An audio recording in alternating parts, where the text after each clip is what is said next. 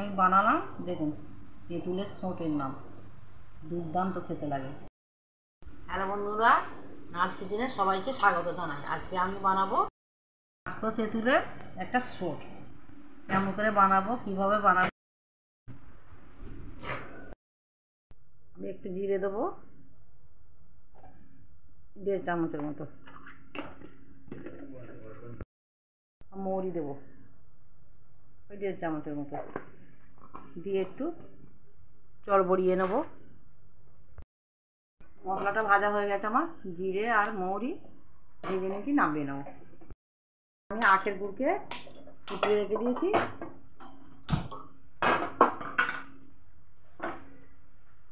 500 তেঁতুল আছে, 500 আখের গুড় আছে।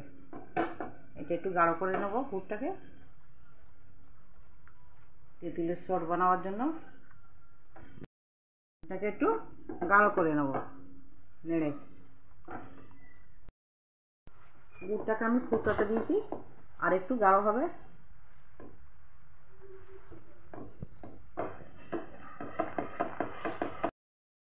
আপনারা চাইলে লবণও দিতে পারেন, চিমটি 1 চিমটি লবণ দিলে টেস্টটা আরও বেশি আসবে, কিন্তু পুরো এমনিতেই লবণ লবণ থাকে একটু, আমি দিইনি, টেস্ট অনুযায়ী দেবেন আপনারা।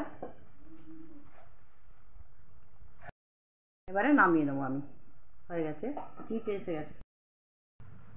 থালায় একটু হাতে করে তেল দিয়ে দেবো, সর্ষের তেল দিয়ে দেবো। এবার বন্ধুরা এই গুড়ের দিয়ে চুবিয়ে চুবিয়ে রাখবো,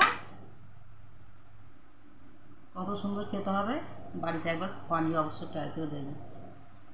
এই হলো, হ্যাঁ গুড় দিয়ে তৈরি, এই দেখুন বন্ধুরা। আর আমি একটু, হ্যাঁ গুড় দিয়ে আর একটু চিলি ফ্লেক্স দিয়ে দেবো।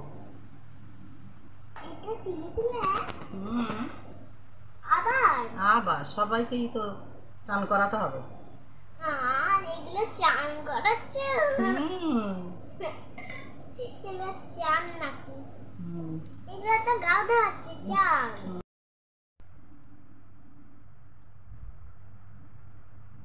বাড়তি গুড়টাকে আমি তেঁতুলের উপরে ছড়িয়ে দেবো।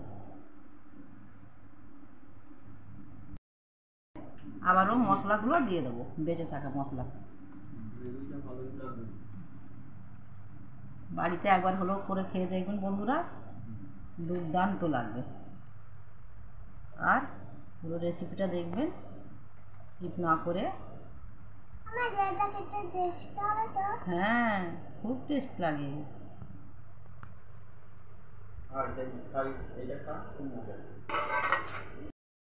আমার রেসিপি পুরোপুরি রেডি হয়ে গেছে, আমি নামিয়ে দিয়েছি, থালা সাজিয়ে ফেলেছি, যা মশলা দেবার দিয়ে দিয়েছি।